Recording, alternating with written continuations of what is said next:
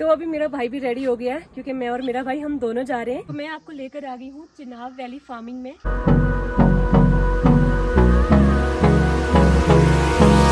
Hold me close till I get up. Time is barely on our side. I don't wanna waste what's left. The storms we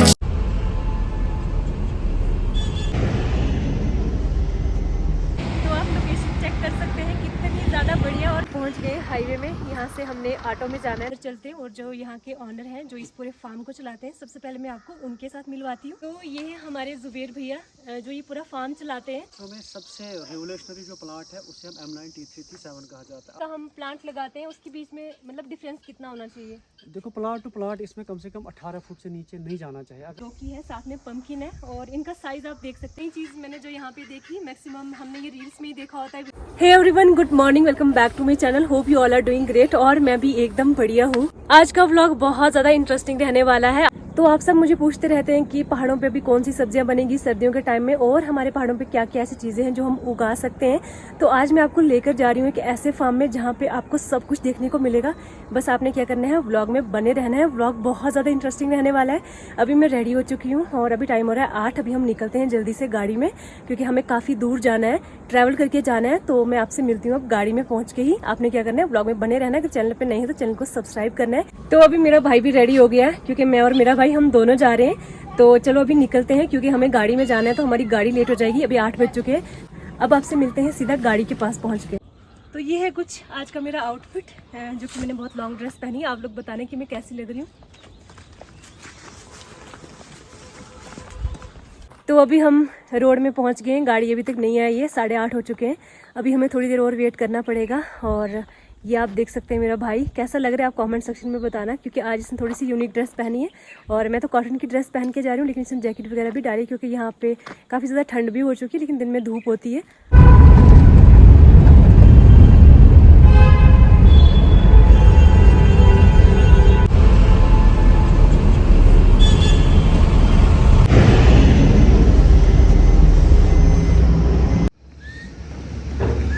तो अभी हम पहुंच गए highway में। यहाँ से हमने ऑटो में जाना है। देखते हैं ऑटो मिलता है या फिर सोमो जो भी गाड़ी होगी। उसके बाद पहुंचेंगे हम अपनी डेस्टिनेशन पे। और यहाँ पे बहुत प्यारी लोकेशन है, आप देख सकते हैं। हम थोड़ी बहुत पिक्चर्स वगैरह क्लिक कर रहे हैं। तो बस 5 मिनट में हम यहाँ से निकलेंगे। और यहाँ पे मौसम भी काफ़ी ठंडा है। तो आप लोकेशन चेक कर सकते हैं कितनी ज़्यादा बढ़िया। और जहाँ हम जाने वाले हैं, फर्स्ट टाइम में जा रहे हैं, हम देखते हैं वहाँ पे कैसा होगा। यहाँ का जो व्यू है उसको देखने के बाद लग रहा है कि वहाँ तो बहुत ही ज़्यादा अच्छा होने वाला है।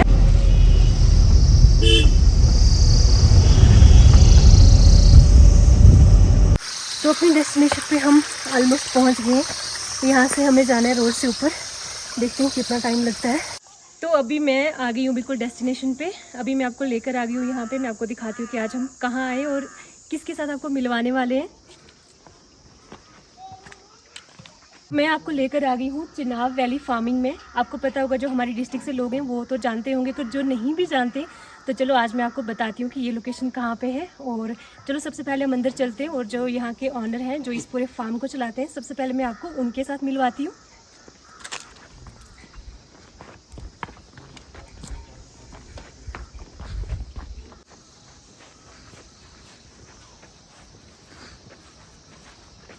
नमस्ते भैया। आदाब। तो ये है हमारे जुबेर भैया जो ये पूरा फार्म चलाते हैं। तो मैंने इनकी वीडियो कुछ टाइम पहले ही देखी थी। अगर मुझे बहुत पहले दिखती तो मैं बहुत पहले यहाँ पे विजिट कर लेती, लेकिन मुझे कुछ ही दिन पहले दिखी। और मुझे जो इनकी जो फार्मिंग वगैरह है, जो भी चीज़ें इन्होंने लगाई है, मुझे काफ़ी ज़्यादा अच्छी लगी। और थोड़ा बहुत मुझे भी इसके बारे में नॉलेज है और थोड़ा मेरा इंटरेस्ट है। आप देखते हैं मेरे चैनल पे। और आप लोग पूछ रहे थे कि हमारे पहाड़ों पे अभी कौन सी सब्जियां बनेंगी, तो इसलिए मैं आज आपको लेकर आ गई हूँ इनके फार्म में।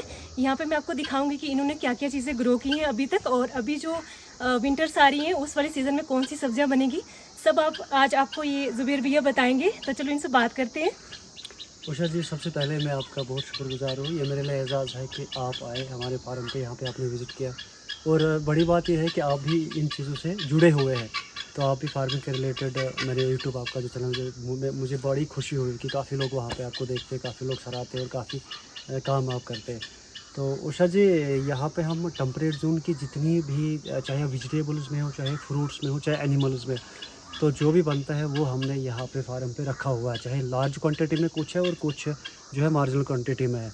तो यहाँ डिफरेंट वैराइटीज़, अगर यहाँ पे अगर आप ये कहेंगे कि किस टाइम में यहाँ पे सब्जियाँ होगी, मैं आपको ये कहूँगा कि 12 महीने हम अपने फार्म की सब्जियाँ यहाँ पे होगा, क्योंकि यहाँ पे ग्रीन हाउसेस भी लगे हैं जो अनकंडीशनल एटमॉस्फेयर में भी हम सब्जियाँ यहाँ पे बनाते हैं। और आपको कितना टाइम हुआ है जो ये आपने फार्म स्टार्ट किया है? मैंने असल में 2021 से थोड़ा थोड़ा मैं कर रहा था, तो 22 से मैं fully as a professional farmer मैंने काम करना शुरू किया। तो जब शुरू में तो काफ़ी चीज़ें, काफ़ी हिंड्रेंसेस आए। पता है, आपको पता है, जो भी नया काम जब इंसान कहीं पे करता है तो उसमें काफ़ी रुकावटें आ जाती हैं। लेकिन वक्त बढ़ता गया, मुझे भी तजुर्बा आता गया, तो उन सब भी हिंड्रेंस को छोड़कर तो मैं आज आपके सामने खड़ा हूँ, जो मैंने यहाँ पे टेम्परेट जोन की जो सब वैराइटियाँ यहाँ पे लगा के रखी है। तो अभी हम आपको पूरा फार्म दिखाएंगे, हमें भैया पूरा फार्म दिखाएंगे कि इनमें क्या क्या सब्जियाँ ग्रो की हैं और अभी आज के टाइम में जो इन्होंने जो भी लगाया वो सब। तो चलो अभी हम फार्म की तरफ चलते हैं। फार्म में इंटर होने से पहले आप थोड़ा सा जो फार्म का ओवरव्यू है वो देख लीजिए, क्योंकि हमने ड्रोन भी लिया था, तो ड्रोन शॉट लिया हमने जिसमें बहुत ही ज़्यादा बढ़िया व्यू आया और उनका पूरा फार्म जो है वो हमने कैप्चर करने की कोशिश की है।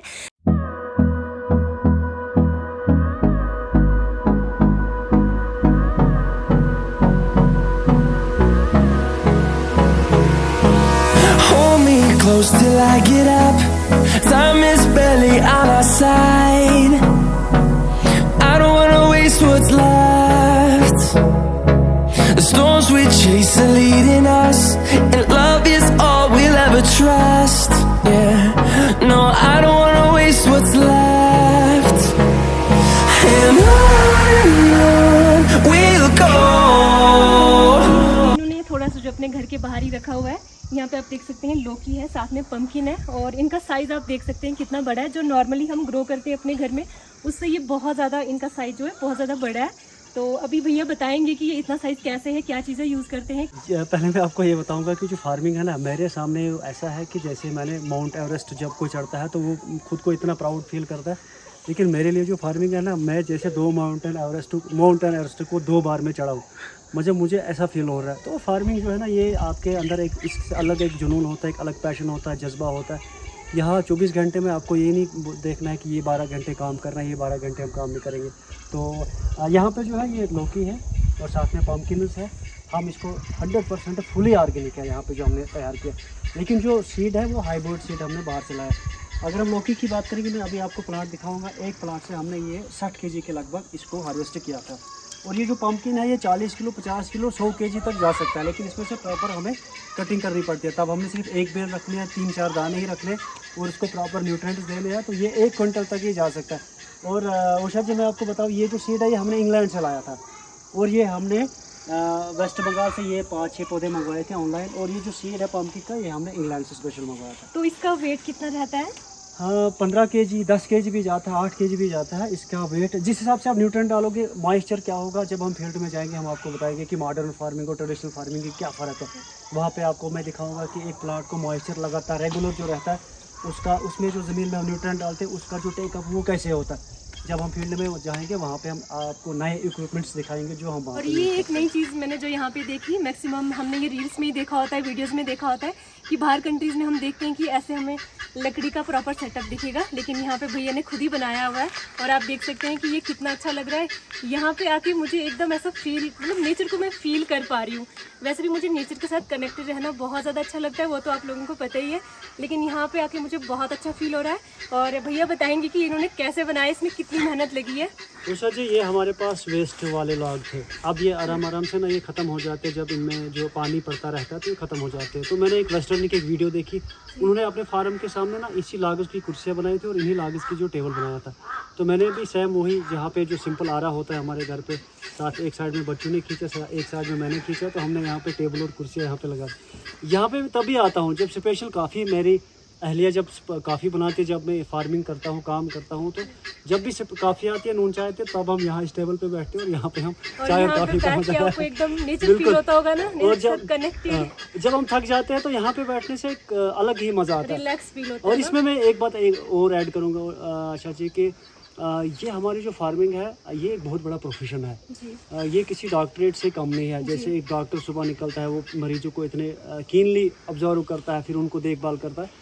तो ये फार्मिंग भी जो है ये एक सेंसिटिव बंदे का काम है। ऐसा नहीं कहेंगे कि हमने पौधा लगा दिया, सीड लगा दिया, फिर हम अक्टूबर नवंबर में जाएंगे, हार्वेस्ट हो जाएगा, ऐसा बिल्कुल हरगिज़ नहीं। यहाँ पे आपको रेस्ट भी चाहिए, यहाँ आप एंजॉय भी करते हो। जैसे मैंने आपको कुछ चीज़ें यहाँ पे दिखाई, हम फार्मिंग के साथ साथ में यहाँ एंजॉय भी करते हैं। ये सिर्फ ये वाला सेक्शन जो है ना पूरा, ये जितने भी लड़के आते हैं ना कॉलेज वगैरह से, उनको यहाँ पे हम समझाते हैं कि जैसे हमने कोकम्बर लगाया, ब्रिंजल लगाया, कैप्सिकम लगाया, या हमने यहाँ प्लांट्स तैयार किए, कीवी के किए, परसिमन के किए, लौकी के किए, जो भी हम प्लांट्स वगैरह तैयार करते ठीक है, वो हम बच्चों को यहाँ पे सिखाते हैं कि कैसे एक्टिविटी की जाती है, मतलब शुरुआत से लेकर एंड तक।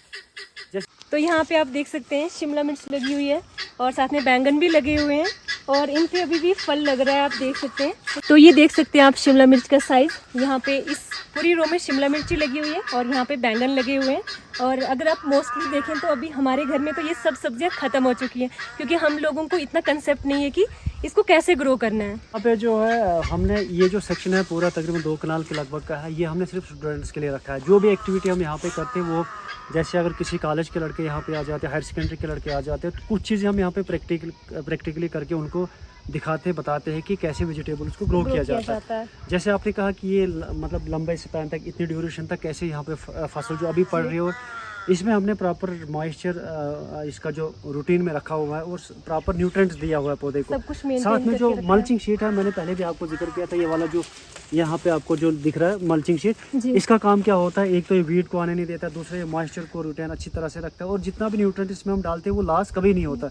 तो और तीसरा क्या होता है, जो इसके अंदर से जो पाइप लगी होती है वो जो है, अगर हम 10 दिन में या 15 दिन में 20 दिन में एक बार पानी डालेंगे तो वो महीने भर का मॉइस्चर इसमें रहता है। ये मॉडर्न फार्मिंग हम जिसे कहेंगे।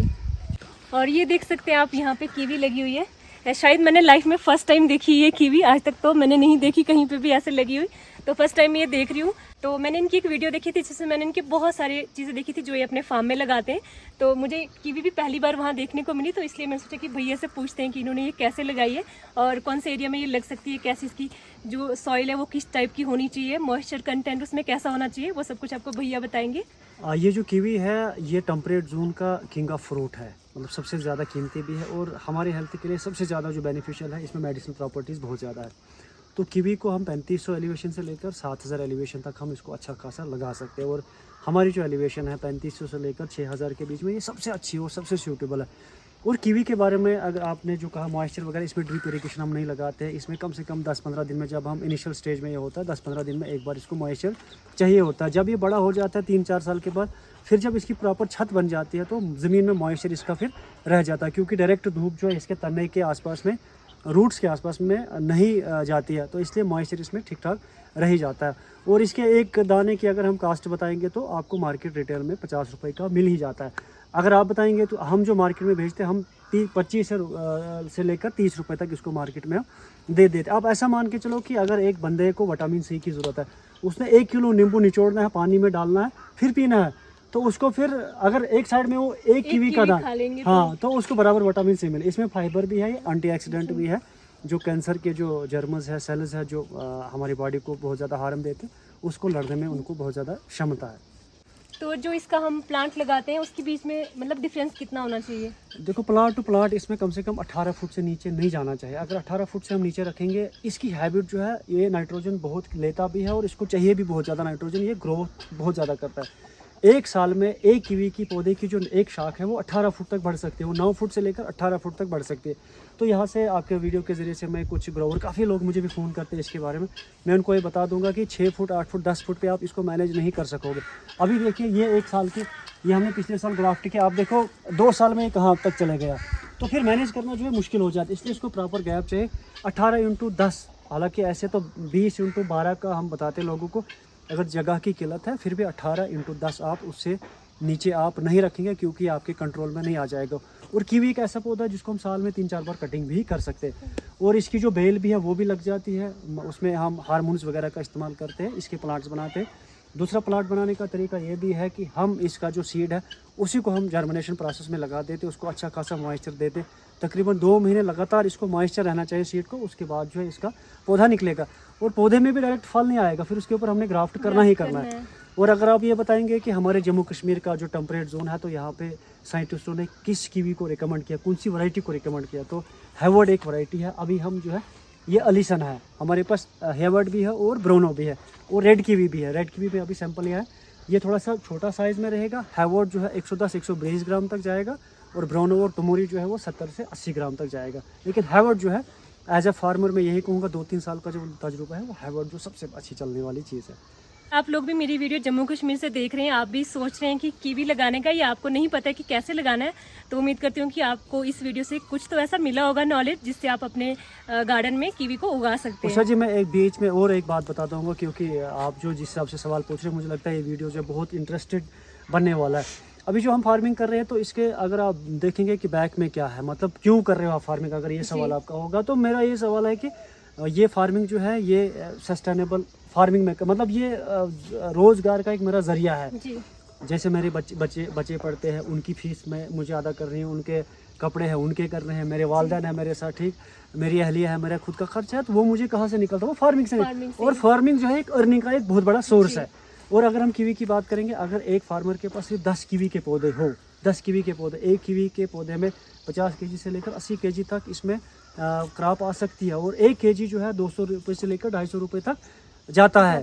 तो बिल्कुल साइज़ के हिसाब से भी ज़्यादा। आप देखो 10 कीवी के पौधे अगर मेरे घर में हो और वो 50 ही किलो देंगे, मुझे लगता है कि मेरे घर में जितनी सब्जियाँ, जितना चावल लगेगा, आटा लगेगा, तेल लगेगा, बच्चों की वर्दी लगे, उस 10 पौधे से आ जाएगी। ये इसे फार्मिंग कहा जाता है। आराम से। बिल्कुल।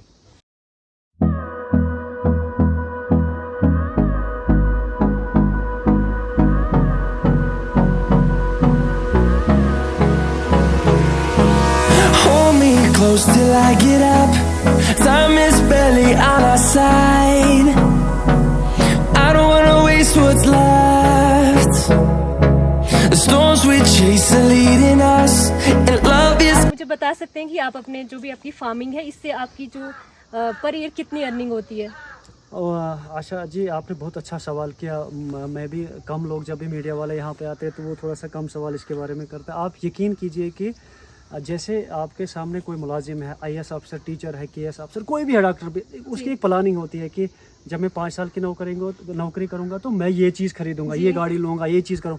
तो वैसा ही देखो यहाँ पे हमने इस कंसेप्ट से अपने फार्म को डेवलप किया है कि 5 साल के बाद हमें गाड़ी होनी चाहिए, 2 साल के बाद हमारा नया मकान होना चाहिए, मतलब ना ये सब चीज़ें जो होती है, आप इससे अंदाज़ा लगा सकते हैं कि फार्मिंग में कितनी अर्निंग है।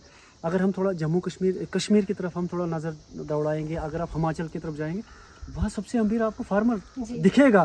और फार्मर की कोठी एक साइड में किसी MLA की कोठी, आपको यकीन नहीं आएगा कि ये फार्मर की कोठी है, MLA की कोठी है। तो फार्मिंग जो है यहाँ से ठीक ठाक अर्निंग हो जाती है। अगर आपको हो गया कि मैं अभी तक क्या कमा रहा हूँ, जितना मुझे घर का खर्चा लग रहा है अभी तक, हम 7-8 फैमिली मेम्बर्स हैं, तो आराम से मुझे खर्चा और मेरा फालतू खर्चा है वो भी इस फार्मिंग से निकल। लेकिन टारगेट मेरा यहाँ तक नहीं है, मेरा 20 लाख 25 to 20 लाख तक अर्निंग का मेरा सोर्स से बनना चाहिए, मेरा वहाँ तक टारगेट है। एप्पल आप देख सकते हैं, एप्पल के प्लांट्स लगाए हुए हैं। तो यहाँ पे पूरा जितना भी आपको एरिया दिख रहा है, इसमें सिर्फ एप्पल्स ही हैं। तो ये भी हमें भैया बताएंगे कि इन्होंने कैसे लगाए और कितने टाइम में ये रेडी हो जाएंगे जब हम इनको निकाल के दूसरी जगह पे लगा सकते हैं। एप्पल इंडस्ट्री में सबसे रेवोल्यूशनरी जो प्लांट है उसे हम M9 T337 कहा जाता है। आप ऐसा मान लीजिए कि सेबू की दीवारें लगती है जी। अब जब मुझे शौक पड़ गया ना इस चीज़ को लगाने के लिए, एक कनाल में जो एक कनाल है उसमें कम से कम एक फार्मर को 1,80,000 70,000 या 2 लाख के लगभग जो है इसमें खर्चा आ जाता था। लेकिन मैंने सोचा कि क्यों ना हम रूट स्टॉक लाएँ। रूट स्टॉक को हमने हॉलैंड से इंपोर्ट किया, और साइनवुड जो हमारे पास था, साइनवुड इसके ऊपर 3-4 वैरायटी हमने लगाई है। कुछ वाशिंगटन एप्पल्स है, कुछ जो है इटालियन वैरायटी है, और कुछ बेल्जियम से हमने इसकी क्राफ्टिंग मंगवाई थी। तो हमने यहाँ पे प्लांट्स को तैयार किया। इसके बाद यही प्लांट्स हमारे जो नए आर्चर्ड लगने वाले, इंशाल्लाह जब दूसरा विजिट आपका होगा तब वो आर्चर्ड लगा होगा M9 T337 का, वो पूरा ड्रिप पे चलता है, यानी उसको प्रॉपर मॉइस्चर चाहे कतरा कतरा उसमें पानी जाता है। तो यहाँ से कम ये वाले जो पौधे हैं, अगर आप इसकी कास्ट बताओगे तो कम से कम 4-5 लाख से नीचे इस वक्त जिसमें हम मौजूद है। इसी को मैं बचा के मुझे लगता है 7-8 लाख रुपया मेरा बच जाएगा। अब मुझे बाहर से सिर्फ ट्रायल्स वगैरह लाना है, तो ये हमारे लिए ट्रायल एक भी था। हमने सोचा कि देखो जम्मू कश्मीर में तो लोग ये कर रही है, लेकिन जम्मू डिवीज़न में नर्सरी का कंसेप्ट जो है बहुत कम है। और अभी तक मैंने नहीं देखा, मतलब आप ही को देखा मैंने कि आप ये काम कर रहे हैं। बाकी मैंने अभी तक कोई पेज नहीं देखा ऐसा कि जहाँ पे कोई इतनी बड़ी, जिसका इतना बड़ा फार्म हो या इंटरेस्ट हो फार्मिंग में। शुक्रिया आपका। तो ये हमने सोचा कि नहीं है यहाँ पे, और खासकर चिनाब रीजन की अगर हम बात करेंगे, पीर पंचाल के एरिया की हम बात करेंगे, यहाँ पे प्लाट्स की बहुत ज़्यादा कमी है। आप देखो छोटी बहन, एक फार्मिंग के लिए भी जब तैयार हो जाएगा, लेकिन अगर उसके पास प्लांट मटेरियल सही नहीं पहुंचेगा जी तो वो क्या करेगा, उसका लाखों का पैसा जो है वो ज़ाया हो जाएगा। अभी देखो लैंड लेवलिंग में उसका पैसा लगेगा, फिर जी। ट्रायल्स लगाने में लगेगा, फिर प्लांट्स की भी उसको कीमत देनी है, फिर ज़मीन जो वहाँ पे काम करेगा उसका भी उसको जी। कीमत देनी है। जब उसके पास सही प्लांट्स पहुँचेगा 2 साल के बाद, ये एक ऐसा पौधा है जो सिर्फ आपको फर्स्ट ईयर में सैंपल दे सकता है, दूसरे तीसरे साल में जो है कमर्शियली इसकी जो कैपेसिटी है कम से कम 30 kg 35 kg ये फ्रूट दे सकता है। लेकिन ये सेल्फ स्टैंड नहीं है, इसको सपोर्ट करनी पड़ती है। तो आप ये अपनी ऑर्चर्ड्स में लगाते हैं या फिर सेल भी करते अब हैं? जैसे हमने 4-5 कनाल का जो एरिया है उसमें हमने प्लांट्स लगाने, और उसके बाद जो भी बचेगा जो वो extra हम सेल होंगे कर वो आप देंगे sell उनको। करेंगे। और थोड़ा सा मैं ऐड ये भी कर लूँगा कि आगे हमारे चिनाब नर्सरी के नाम से एक बहुत बड़ी नर्सरी खुलने वाली है, जी। जिसमें कम से कम 15-20 लाख रुपए का हमें खर्चा लग जाएगा। M9 T37 पे हम 20,000 के लगभग हम प्लांट्स तैयार करने वाले हैं। हमारे पास फिग होगा, पलम, पीच, एप्रिकॉट, कीवी तक प्लांट्स इंशाल्लाह आगे जाके यहाँ पे हमारी नर्सरी से लोगों को मिल जाएंगे। तो इस पूरे ऑर्चर्ड में यहाँ पे इन्होंने ना सनफ्लावर के कुछ पेड़ लगाए हुए हैं, तो इनका क्या बेनिफिट है? ये भी किसी पर्टिकुलर बेनिफिट के लिए लगाए हैं, वो भी आपको बताएंगे भैया कि इनका क्या बेनिफिट है। देखिए, दुनिया में जो भी चीज़ है इस वर्ल्ड में कोई भी चीज़ बेकार नहीं है। अगर जी। हमारे पास खरबूज है, शरबूज है, बड़े पेड़ है, छोटे पेड़ है, साया है, कहीं पे धूप है, तो सब चीज़ों का अपना अपना एक पर्पज़ है। जी, ऊपर वाले ने, क्रिएटर ने इनका अपना अपना काम रखा हुआ है। जी। तो ये जो सनफ्लावर है इसका तो तेल निकलता है, वो तो जी। कमर्शलाइज हम उसको बोलेंगे, वो कमर्शलाइज के लिए। हमारा जो यहाँ पे पर्पज़ ये है कि ये येलो कलर के होते हैं और इसमें जो फूल बड़े बड़े बनते हैं। हमारे हनी बीज जो है ना आगे पीछे यहाँ ट्रैवल करते रहते हैं। तो हम क्या करते हैं कि जहाँ पे भी हम सब्जी वेजिटेबल्स वगैरह उगाते हैं या जहाँ पे एप्पल उगाते हैं वहाँ पे हम कार्नर्स में जो है सनफ्लावर के 10-10, 30-30, 40-40 पौधे लगा देते हैं। उससे क्या होता है, हनी बीज अट्रैक्ट होते हैं, वो सनफ्लावर के लिए आते हैं। लेकिन उनको आसपास में जब छोटे छोटे फूल दिखते हैं तो वो उनके ऊपर बैठ जाते हैं, उससे पॉलिनेशन हो जाती है। आपके चैनल के जरिए से मैं ये बता दूं कि अगर वर्ल्ड में, पूरी दुनिया में अगर हनी बीज खत्म हो जाएंगी तो इंसान जिंदा नहीं रहेगा। वो क्यों नहीं जिंदा रहेगा? क्योंकि फूड नहीं बनेगा, क्योंकि पॉलिनेशन नहीं होगी। तो बॉटनी का जो स्टूडेंट है वो उसको सही तरह से समझ सकता है कि अगर पॉलिनेशन नहीं होगी तो कोई भी फसल दुनिया में नहीं बनेगी, क्योंकि पॉलिनेटर का काम जो है वो हनी बीज करते हैं।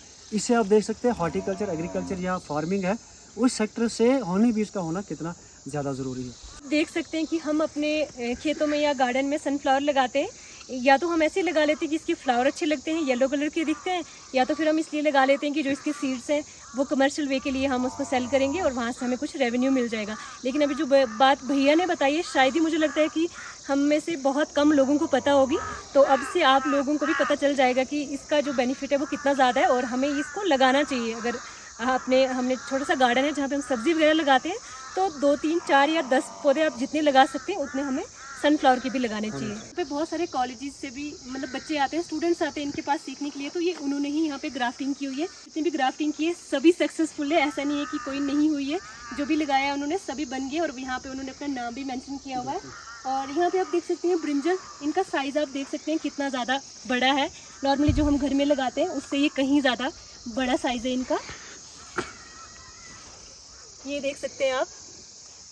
ये भी प्लांट्स कुछ बनाए हैं वहाँ पे, वो ऐसे ट्रायल के लिए आगे हम दे देंगे। ये मैरो ब्लैन लगाए हमने जिसपे ऑल स्टोन फ्रूट्स होता है। ये वाला जो पौधा है ना, ये चाइना से हमने इंपोर्ट किया था, वो पीछे दिख रहा है।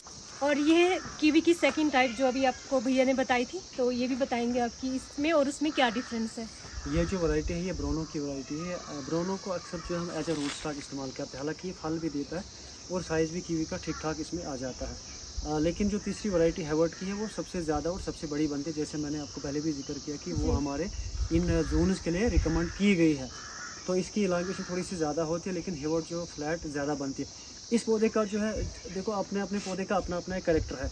ये वाला जो पौधा है ये ग्रोथ ज़्यादा करता है और इसका रूट जोन जो बहुत ज़्यादा बड़ा बनता है और हर साल जो ऑफ ईयर ये नहीं लगेगा और हर साल इसमें फल आ जाएगा। तो ये मतलब यहाँ पे आप क्या रखते हैं, ये क्या चीज़ है, इसके बारे में आप थोड़ा सा बताएंगे। ये वेस्टर्न कंट्री में इसे काफ़ी ज़्यादा वहाँ पे इसको अडॉप्ट किया गया है। इसको सॉइललेस कल्चर फार्मिंग कहा जाता है। लेकिन यहाँ पे जो है एक तो हाइड्रोपोनिक होता है, लेकिन उस सिस्टम से मान के चलो उससे मिला के ही बना हुआ है। इसको हम फोडर सेक्शन कहेंगे। यहाँ पे सिर्फ गायों के लिए और मुर्गों के लिए चारा बनता है। बनता कैसे है, ये जो ट्राइज है इसमें तकरीबन आधे इंच की लेयर हमने गंदम की डाल देनी है, मक्की की डाल देनी है। उसके बाद जो बाहर ट्रपाल लगा होता है ये जो है यहाँ पे टेम्परेचर अच्छा खासा बनाता है।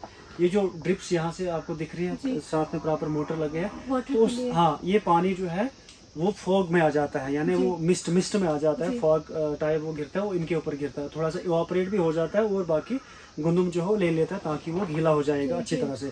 तो जो इवापोरेट होता है उससे बनता है यहाँ पे मॉइस्चर, और जो यहाँ पे गीलापन इसका आ जाता है उससे सीड जो है जर्मिनेट हो जाता है। इसमें एक ट्रे में कम से कम 1 kg पड़ना चाहिए गंदम, और 1 kg में बनता है 7 किलो। जब हम इसको निकालेंगे तो वो 8 किलो का हो जाएगा, गंदम भी मौजूद रहेगा वहाँ पे, और साथ में जो घास इस पे बनेगी वो 7 kg की घास बनेगी।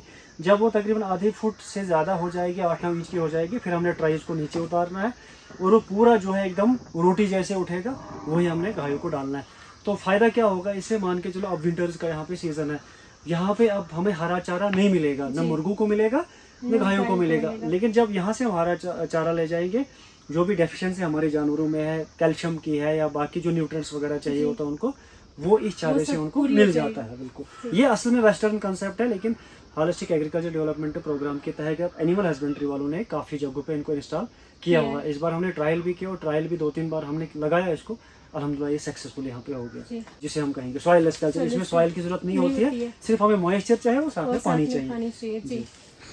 तो जैसे अगर किसी की गाय वगैरह दूध कम देती है, उनको प्रॉपर न्यूट्रिएंट नहीं मिलते, इसलिए वो वैसा होता है, लेकिन हम उनको नॉर्मली जो घास होता है हम वही देते हैं उनको। तो अगर आप ये चीज़ करेंगे तो इससे जो गाय है वो दूध भी अच्छे से देंगी, और जो भी एनिमल्स में जो न्यूट्रिएंट्स की कमी होती है वो सब भी पूरी हो जाएगी। ये हमारा